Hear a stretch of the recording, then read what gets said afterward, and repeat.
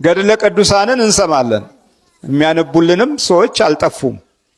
ግን የቅዱሳን መንፈስና ኃይል ኑሯችን ውስጥ አልገባም። ቤተ ክርስቲያን ውስጥ ዕጣን ሲመጣ ልብሳችሁን ለማጠን የምትሮጡ ሰዎች ተጠንቀቁ። ሰሞኑን እንግዲህ በብዛት በተለይ ከመንግስት ሚዲያዎች የሰማን የምንገኘው የአርሲ ጭፍጨፋ የመጀመሪያ እንደሆነ ተደርጎ የተነገረ የሚገኝ አሁንም የአዲስ አበባ ሕዝብ አዳመጥ። የሰንበት ትምህርት ቤት ወጣቶች፣ የደሴ ወጣቶች አሸንፋችኋል። አሜሪካ ሰላም ሰላም ውድ ቤተሰቦቼ እንኳን ወደ ቻናሌ በሰላም መጣችሁ። እንደምናመሻችሁ እንደምንስከይሳ ደረሳችሁ። እግዚአብሔር አምላካችን ከሁላችን ጋር ይሁን። እንደየሰዓት አቆጣጠራችሁ እንደምናላችሁ እንደምንስከይሳ ደረሳችሁ። በዛሬው ቆይታችን እንደተለመደው የሚያነቁ የሚያበረታቱ ቪዲዮዎችን አዘጋጅቻለሁ። በቀጥታ ወደ ዛሬው መርሃ ግብራችን እንሄዳለን። ገድለ ቅዱሳንን እንሰማለን። የሚያነቡልንም ሰዎች አልጠፉም። ግን የቅዱሳን መንፈስና ኃይል ኑሯችን ውስጥ አልገባም። ስለዚህ ህይወታችን መንገድ ላይ ነው ያለው። ፍሬ ማፍራት አልቻልንም። ፍሬዎቻችንን ፍሬም ማፍራት እንዳንችል እንቅፋቱ እጅግ በጣም እየጨመረ ነው የሚመጣው። አንድ ላይ የተረገጠ ህዝብ ፍሬ አይስማማውም። ፍሬ መሆን አይስማማውም። ፍሬ ሆኖ የሚገኝ ትውልድም አይጥመውም። በአምልኮት መንፈሳዊ ጽድቅ ውስጥ የምንኖርበትን ህይወት ለመግለጽ የምንችልበት ጸጋ እንኳ ቢኖር ያንን ጸጋ የሚቀበል አይኖርም። ለምን? ሁሉም መንገድ ዳር የተወለደ ነው። በመንገድ ዳር የተወለደ ትውልድ እውነትንና መንፈሳዊ ኃይል አይረዳም፣ አይገነዘብም። ለምን? ረገጠው፣ ወፎች በሉት ይላል። ሁለት ጊዜ ተጎድቷል። በመጀመሪያ ተረግጧል። የተራቆተ ፍሬ ነው። በለም መሬት የለበሰ ጸጋ የለውም። በቅሎ ፍሬ ለማሳየት ኃይል የለውም። የወደቀው መንገድ ላይ ነው። ያቺ ፍሬ መንገድ ላይ መውደቋ ደግሞ መራቋቷን ያሳያል። ማንኛውም መንገደኛ በሚሄድበት ጊዜ ረግጧታል። ልክ ህይወታችንና ነፍሳችን የዚህ አይነት ባህሪያት ይታይባታል። ዓለም በየጊዜው የሚቀያይረውን ባህሪ ተከትለን ሁል ጊዜ የራሳችንን ኑሮ እንፈልጋለን። እስከዛሬ ድረስ ግን አላገኘነውም። ሰው የራሱን ኑሮ በመፈለግ ማብቂያና መቋጫ ያጣበት ጊዜ ሰዓት ቢኖር አሁን እኛ በዚህ በ21ኛው ክፍለ ዘመን ያለነው ትውልዶች ነን። ፍሬ የመሆን እድሎቻችን መራቆት የበዛበት ነው። የሚረግጠን ኃይል ደግሞ ሩቅ አይደለም። ምቀኛው አብሮ የተማረ ጓደኛ፣ አብሮ ያለ እዛው ጎረቤት ቤተሰብ፣ ወደፊት የምትሄድበት መንገድ መከራ እንዲበዛበት ይመኝልሃል። ከቤትህ ከንብረትህ ውስጥ አዘንተኛና የተቃወሰ ህይወት እንድትመራ በመናፍስት ያሳድዱሃል። ለምን ሲባል መጀመሪያውኑ መንገደኛ ትውልድ ነው። ዝም ብሎ መንገድ ላይ የወደቀ ነው። በመንገድ ላይ የኖረ ነው። የመንገድ ላይ ህይወት ነው። መንገዱ ወደ ቅድስት እግዚአብሔር አምላክ ቤት የሚመራና የሚወስድ አይደለም። አወዳደቃችን መልካም ዘር ሆኖ ሳለ ዘሪው እኮ ከጥሩ ፍሬ አንስቶ ነው መዝራት የጀመረው። ከጥሩ መንፈሳዊ አባቶችና ጸጋ ከነበራቸው ወገኖች ተገኘን። ግን መንገድ ላይ ስለተወለድን ማረፊያ መንፈሳዊ ትዕግስት፣ ጸጋና ሞገስ በሌለበት ህሊና ውስጥ ስለተፈጠርን በዚህ ሂደት ውስጥ አርቀን ለማሰብና ለማስተዋል እድሉን እስክናጣ ድረስ ተፈተንን። ስለዚህ የሚረግጠን በዛ ማለት ነው። የሚረግጠን የበዛ ጠላት ደግሞ ያው ያዞርብሃል፣ አዚም እንዲረታብህ ያደርጋል። መናፍስቱ እንኳ ፈርቶ በምድረ በዳ የተቀመጠውን ድፍረት የምንሰጥ ወገኖች ሆነናል።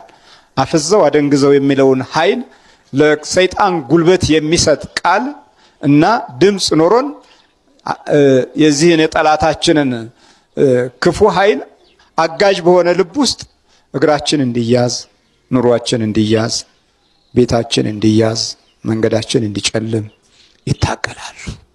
ይሄ ነው መንገድ ላይ የወደቀ ትውልድ። መባዘን የበዛበት ወጥቶ ደክሞ ሮጦ ጧት ባዶ የሚሆን ወይም ቀን ሲደክም ውሎ ማታ ባዶ የሚያደርገው ኃይል ገብቶ አጨንጋፊ የሆነ መንፈስና ኃይል ገብቶ መከራ የሚያሳይ ይሄ ነው እኮ መንገድ ላይ ወደቀ ዘር። ከዛ ወፎች በሉት አይደለም የሚለው። ታዲያ ምን በላን እኛ? አይነ ጥላው ወፍ እኮ ነው። ይሄ ቡዳው ወፍ እኮ ነው። ዛሩ እኮ ወፍ ነው። ውቃቢው እኮ ወፍ ነው። ከሰማይ የወደቀ መንፈስ ነው። ባለክንፍ እኮ ነው። ወፎች፣ የሰማይ ወፎች በሉት። እድሉ ከሰማይ የነበረ የአየር አጋንንት እኮ ማለት ነው። የሰማይ ወፎች በሉት። ሲበሉት ደግሞ ምን ሆነ ማለት ነው? ሌላ ፍጥረት ውስጥ ዘርነቱን ለቆ ገባ፣ ተበላ። አሁን ልክ እንደዚህ ነው። ቡዳ በላት ይባል የነበረው ነገር አሁን አይነ ጥላም በላን፣ ውቃቢም በላን፣ መተትም በላን። ሁሉም ይሄ ቡዳ በላው ሲባል በአብዮቱ ዘመን አተረጓጎም ምንም ቦታ ያልተሰጠው እጅግ ዝም ብሎ እንደው ጆክና ቀልድ በሚመስል ሁኔታ የታለፈ ነበር። እነ ሌኒንም ይህንን ሲተረጉሙ ቅዠት ነው ብለው ነበር። ግን እነሱ ይመሩበት የነበረው እሱ ራሱ መንፈሱ ነው። እና በሚገርም ሁኔታ የመናፍስትን ዓለም ከቅዱስ ቃሉ አንጻር ስለረሳን መንገድ ላይ የወደቀ ዘር ሆነን በዛን። መብዛታችን በራሱ ደግሞ ከፍሬ ጋር አይደለም የበዛ ነው፣ ተበልተን የበዛ ነው። ተበልተን ውስጣችን ተሟጦ ነው የተወለድ ነው። በጸጋ የተወለዱትማ ከመላእክት ጋር እየተገናኙ በመንፈሳዊ ተስፋ ውስጥ ገና ከሕፃንነታቸው ለበረከት እየቆሙ የበረከት ሰዎችም ቢያንስ ይኖራሉ። እንደው በጣም ቢያንስ ትንሽ ይኖራሉ። ዛሬ ግን እንደዛ አይደለም ይሆን። ሁሉም በመንገድ ዳር በወፍ የተለቀመ ሕይወትና ልብ አለው። አካሉና ሞዴሉ ብቻ ነው። እርግጥ ነው ብዙ ዘመን ወደ ቤተ ክርስቲያን መጥተናል። ግን ችግሮቻችን፣ የበረከት ጉድለታችን፣ የመንፈሳዊ ሕይወት ጽናታችን ሲታይ የተዘበራረቀ። ዛሬ አለን ስንባል ነገ የለንም። ዛሬ ወዳጆች ነን ስንባል ነገ ጠላቶች ነን። ዛሬ ባራኪዎች ነን ስንባል ነገ ረጋሚዎች ነን። እንደውም ነገ አይደለም ከሰዓት የሚለወጥ ልብና ባህሪ ነው ያለን። አየህ፣ ወፍ የበላው ልብ፣ ወፍ የበላው ሕይወት፣ ወፍ የበላው ኑሮና ትውልድ ልክ እንደዚህ ነው። መንገድ ዳር ወደቀ። በሕግ እናሸንፋለን፣ በሕግ እናሸንፋለን፣ ነገም እናሸንፋለን። በመጫጫህ አይደለም። መግለጫ እየሰጠን እኮ ነው። ብዙ ቤተክርስቲያን መከራ ነው የደረሰባት፣ ፈተና ነው የደረሰባት፣ ችግር ነው የደረሰባትና ችግራችንን ሰምታችሁ በተለይ የደሴ ወጣቶች ስላዳመጣችሁን እናመሰግናችኋለን፣ እንወዳችኋለን። በተረፈ ግን አላት ያጥረኛል። በጣም ነው። አሁንም የአዲስ አበባ ሕዝብ አዳመጥ። የሰንበት ትምህርት ቤት ወጣቶች፣ የደሴ ወጣቶች አሸንፋችኋል። አሜሪካ እነዚህ በሚጠይቋችሁ ጥያቄ መሰረት የገንዘብም ትብብር የሌላም ትብብር አንድ ሀብታም እኮ የሚሸፍነው ይሄ የደሴ ሀብታም እኮ እዛ አይደለም ያለ፣ አዲስ አበባ ነው ያለ። እያዳመጡ ነው፣ እየሰማችሁ ነው። ለእነዚህ ልጆቻችሁ በአዲስ አበባ ያላችሁ እንድትረዷቸው አደራ ነው የምንለው። ብፁዕ አባታችን በዓሉ በሰላም ስለተጠናቀቀ እናመሰግናለን። አሁን በምትሄዱበት በፍቅር በሰላም መንገዳችሁ በሰላም እንዲያደርሳችሁ የአምላካችን ቅዱስ ፈቃድ ይሁንልን። በጣም ነው እኔ በጣም ነው ደስ ያለኝ በሰላም መጠናቀቁ። እዚህም ያላቸው መንግስት አካላት ኢትዮጵያ ቤተክርስቲያን ረባሽ አይደለችም፣ በታዋቂም አይደለችም። በስነ ስርዓት ያለች ቤተክርስቲያን ናት ማለት ነው። ሁሉን የሚወዳት ፈረንጆች መጥተው የሚከታተሏት እቺ ቤተክርስቲያን ሌሎች የሚጨፍሩ እነዚያ ለማየት አይመጡ። የኢትዮጵያን ኦርቶዶክስ ተዋሕዶ ቤተክርስቲያን ገዳማት ለማየት ነው የሚመጡ። አሁንም አምሮባችኋልና የመረባችሁ ቤተ ክርስቲያን ውስጥ ዕጣን ሲመጣ ልብሳችሁን ለማጠን የምትሮጡ ሰዎች ተጠንቀቁ። ዛሬ አንድ ምስጢር ልንገራችሁ። ዕጣን እኮ የሚመጣላችሁ ልብሳችሁ እንድታጥኑበት አይደለም። የጸለያችሁትን ጸሎት እንደ ጭሱ ብን አድርጎ ወደ እግዚአብሔር እንዳይደርስላችሁ ነው። ስለዚህ እናንተ ግን የምትሮጡት ልብሳችሁን ለማሳጠን ነው። ስለዚህ ይሄኛውን ሳይሆን ጸሎታችሁን ነው ለዕጣኑ መስጠት። ልክ ዕጣኑ ወደ እናንተ ሲመጣ ምን ትላላችሁ መሰላችሁ? ጸሎቴን እንደ ዕጣን በፊትህ ተቀበለኝ በሉት ብላችሁ ጸልዩ። ከዛ ያ ዕጣን የእናንተ የጸለያችሁትን ጸሎት ወደ ሰማይ ያደርስላችኋል ማለት ነው። ገብታችኋል አይደለ? ሌላው ደግሞ ዕጣን ስታጨሱ ቤታችሁ አምጥታችሁ ስታጨሱ በእንደዚህ አይነት ማጨሻ የምታጨሱ ሰዎች አላችሁ። ይሄ ፈጽሞ ስህተት ነው። ቡና ነው እንዴ የምታፈሉት? ዕጣን እኮ ለቡና እኮ አይሆንም። ስለዚህ ማጨስ ያለባችሁ በማንደጃ ወይ ሰፋ ባለ ነገር አጭሳችሁ ስላጠገብ ነው ማድረግ ያለባችሁ። ጭራሽ ቡና ከተፈላ ቢያንስ 3-4 ሰዓት ራሱ መቆየት አለበት። ምክንያቱም የቡናው ሽታ ቤት ውስጥ ሊኖር ስለሚችል ፈጽሞ ይሄ የተከለከለ ነው። እርግጠኛ ነኝ ይሄንን ዛሬ አታውቁትም ነበረ። እኔ ግን ነግሬያችኋለሁ። ይሄን እናንተ እንዳወቃችሁ ሼር አድርጉልኝ። እስከዛሬ እስቲ እናንተ የትኛውን ስህተት ሰርታችኋል? ኮሜንት ላይ አስቀምጡልኝ። እወዳችኋለሁ። ድንግል ማርያም ከእናንተ ጋር ትሁን።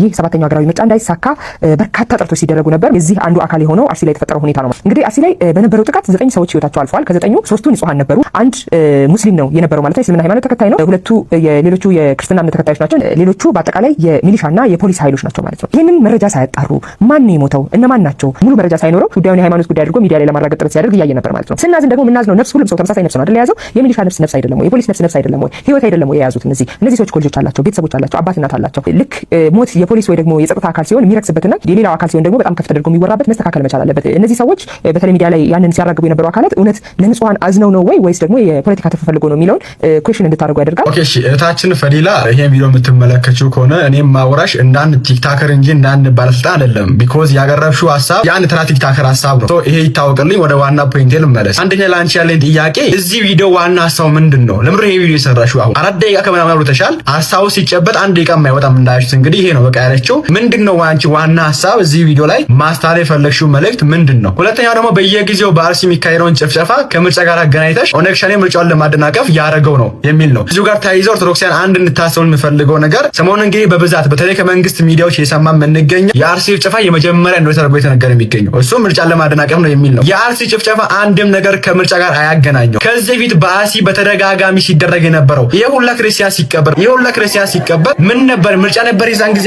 ምንድን ነው ዓላማው? ይሄ ሁላ ክርስቲያን ይሁን ኦርቶዶክስ ሲታረድ ዓላማው ምን ነበር? ከምርጫ ጋር አይገናኝም። የኛ ሐሳብ አንዱ ይሄ ነው። ሌላው እንግዲህ በዚህ ቪዲዮ ላይ ያነሳሽው ነገር 9 ሰው ነው የሞተው። ከ9ኙ 2 ብቻ ናቸው ክርስቲያን፣ አንዱ ሙስሊም ነው፣ ሌሎቹ ምንሻ ናቸው ብለሻል። እዚህ ጋር አሁንም እንዲታወቅ የፈለኩት ነገር ቤተክርስቲያን ውሽታን ለማድረግ የሚኬድበትን ርቀት ነው። ኦኬ ቤተክርስቲያን በራሷ በሲኖዶስ ደረጃ 13 ሰው ሞቶብኛል ብላ የሰዎችን ስም ያይዛ መግለጫ አውጥታለች። ይሄ ባለበት ሁኔታ አይ ቤተክርስቲያን ዋሽታለች የሞተው 2 ሰው ብቻ ነው ደግሞ 2 ክርስቲያን ብቻ ነው ብሎ መናገር ኢሳማኮም እንደዛ ብሏል። እሷም እንግዲህ የምታቀርበው ኢሳማኮን እንትን ነው። እኔ ገና ከጀምሮ የመንግስት ዋና ድርሻው የዜጎችን ደህንነት መጠበቅ እንጂ ሪፖርቶችን ማቅረብ አይደለም። እና ቢያንስ እነ መሰረት ሚዲያ፣ ቢቢሲ፣ ሌሎች የሚዘግቡትን እንኳን ተታችሁ ቤተክርስቲያን የዘገበችው 13 ሰው ሞቷል ብላችሁ ብትናገሩ እቱን ብታወሩ መልካም ነበር። ሌላው ደግሞ ያለ መረጃ ወራችሁት ያለች አንቺ የመጣችሁ ከ7 ቀን በኋላ እኮ ነው። አርሲ ላይ ሰዎች ከተጨፈጨፉ ወይ ደግሞ ሰዎች ከተገደሉ ሳምንት አለፈው እኮ።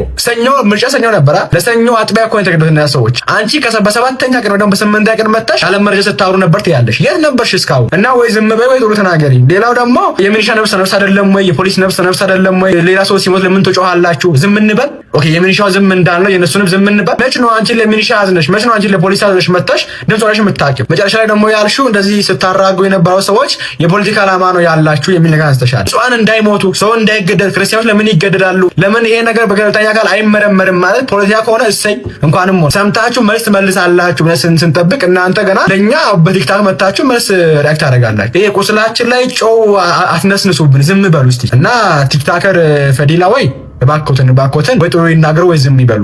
ሼር ማድረግ እንዳይረሳ። እግዚአብሔር ዓለምን አዳነ ስንል እግዚአብሔር የተባለው አብ፣ ወልድ፣ መንፈስ ቅዱስ ነው። ስለዚህ እዚህ ላይ የእግዚአብሔርን ሕልውና ይንድብናል።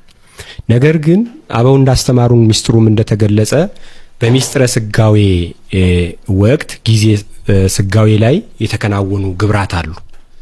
ነገረ ድነት የተፈጸመት ላይ የየራሱ ድርሻ ያለው ምሳሌ እዛ ላይ ስናይ መክፈል አለ፣ መከፈል አለ፣ ማዋሃድ አለ፣ መዋሃድ አለ። እዚህ ላይ ጊዜ ስጋዌ ላይ የስጋ በስጋ ርስት አካላዊ ቃል አይነገርም፣ በአካላዊ ቃል ርስት ስጋ አይነገርም። ምክንያቱም መክፈል አለ፣ መከፈል አለ፣ መዋሃድ አለ፣ ማዋሃድ አለ። አማርኛውን እኛ ደረጃ ያስቀመጥ ነው እንጂ በቅጽበታዊ ሰዓት የተከናወነው ምክንያቱም በአምላካዊ ግብር የተፈጸመ ነው። አምላክ ይሄ ቀርቶታል ከዚህ በኋላ ይሄንን ይሰራል የሚባለው አይደለም። ስለዚህ በመክፈል ሰዓት ስልጣናቸው ኃይላቸው አንድ ነውና የመክፈልን ስራ የሰራ ማለትም ከመቤታችን ከነፍሷ ነፍስ ከስጋዋ ስጋ የከፈለ አብ ወልድ መንፈስ ቅዱስ የጋራ ግብራቸው ናት። ይሄ ድነት የተጀመረበት ነው። መከፈል ላይ ደግሞ ስጋና ነፍስ ከመቤታችን አካል የተከፈለው በዛን ሰዓት ወልድ አብሮ ተከፈለ አንልም፣ ምክንያቱም ተዋሂዶ አልተፈጸመም። እንደገና ደግሞ ስጋም አብሮ ከፈለ አንልም። ለዛ ነው ጊዜ ተዋሂዶ ላይ በቃል ርስትነት ስጋ አይነገርም፣ በስጋ ርስትነት ቃል አይነገርም ያልነው። በስጋ ስራ የስጋ ርስትን የስጋን ስራ ይሄን ወልድ ሰራው ቃል ሰራው፣ የወልድን ስራ ስጋ ሰራው ጊዜ ተዋሂዶ ላይ ማለት ነው። ስለዚህ ጊዜ ተዋሂዶ ላይ የተሰራው ስራ መከፈል፣ መክፈል፣ መዋሃድ፣ ማዋሃድ ነው እና መክፈልን የአምላክነት ስራ ነው አብ ወልድ መንፈስ ቅዱስ። በዚህ ላይ ስራው ላይ እንግዲህ ወልድ ብቻ ከፈለ አንልም፣ በአንድ ስልጣን በአንድ ኃይል ነው የተሰራውና መክፈሉ ላይ ያሉ መከፈል ላይ ግን እመቤታችን ከስጋዋ ስጋ የተከፈለ ስጋና ነፍስ ነው። ተዋሂዶ ላይ ግን የተዋሃደ ስጋና ነፍስ አንድ የሰው ባህሪ ሆኖ አካላዊ ቃል ነው። ምክንያቱም ግብሩ የተፈጸመው በመወለድና በተለየ አካል በተለየ ግብር ነው።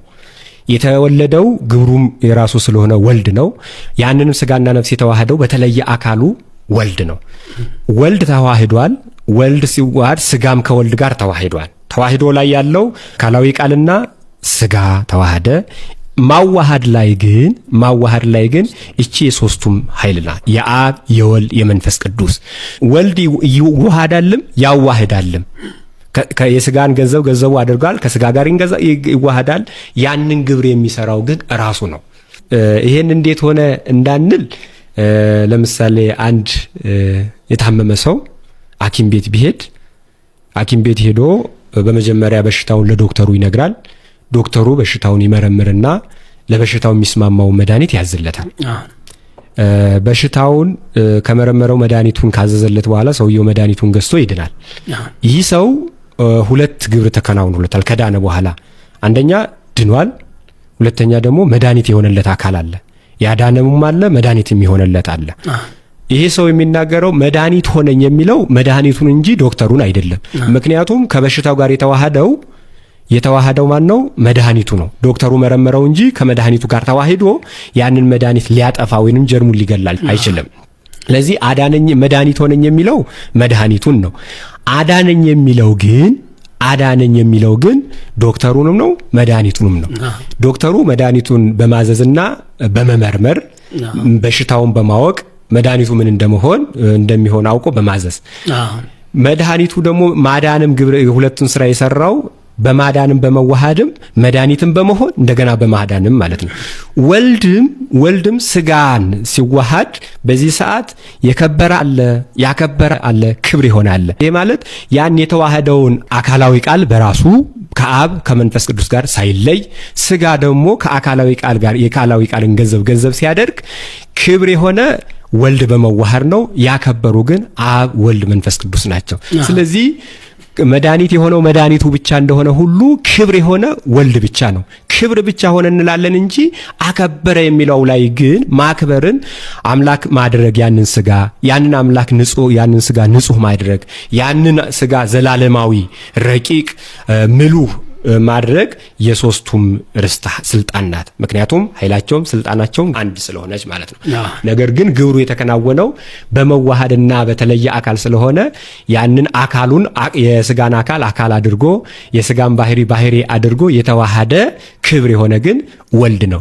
በዚህ እንናገራለን እንጂ አብና መንፈስ ቅዱስ ዓለምን አላዳኑም ማለት አንችልም። ከመቤታችን ሲወለድ ቅድም እንደተናገርነው ለዛ ለተወለደው አካላዊ ቃል ስግው ቃል ልቡ አብ ነው፣ ሕይወቱ መንፈስ ቅዱስ ነው።